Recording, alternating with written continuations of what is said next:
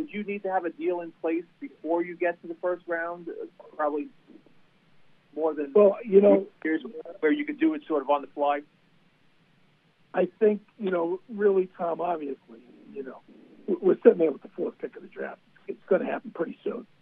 And, I'm going to make calls, and I'm going to, anybody that wants to move up, I'm going to say, listen, we don't have much time. We can't fool around. And I'd like to get the parameters of deals in place, of a deal in place before we get on the clock. That would be the best thing. We're going to, the NFL is going to have a mock draft on Monday. I'm sure you guys are aware of that. And so that'll be an interesting thing. And what this is going to force everybody to do is do deals before their picks up. So let's say, for the sake of discussion, someone calls, one team calls another team and says, I want to trade up, and they'll make a deal off the clock, and then if the guy is there for the team that wants to move up, well, then they'll consummate the trade. It's something I will very seriously entertain. Regarding players who at the combine either didn't work out due to injuries or choice or whatnot, or some of these smaller school guys who maybe weren't at the All-Star games, can you just speak to getting information on those guys? Yeah, sure, Patty. Yeah, well, the biggest part of our, evaluation obviously is from the tape. We always use the pro days and the combine as just a supplement. Another spoke in the wheel, just can validate what we thought they show on tape. So the players that didn't show up at those places and the pro days we couldn't get to, the players have done a good job and the scouts have done a good job reaching out. We'll get videos of them, doing some pro days and stuff, but it's not the same.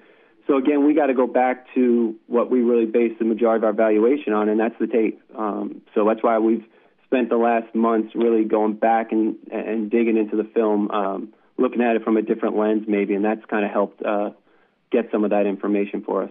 How unique is the Isaiah Simmons evaluation, given all the different positions he plays, and does that make it more difficult or more fun?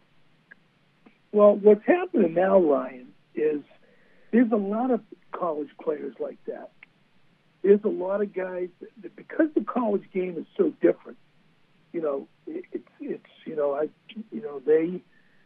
they've got a kid with a young man with a unique skill set, they're going to use him in a variety of ways that maybe hasn't happened before.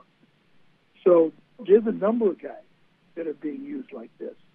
And a lot of them are, mid-level defenders, linebackers. You've seen that some, they're mixing and matching their defensive linemen as not only in a 3-point, but also, standing up as a 2-point. So there's a lot of versatility going on, a lot of different ways that people are using players that is not standard, not what I grew up with, that's for sure. Okay. And you're seeing it more, so it's up to us to figure out, how that player who's been in what you're saying to me is an unconventional position, it's up to us to figure out how he fits the New York Football Giants.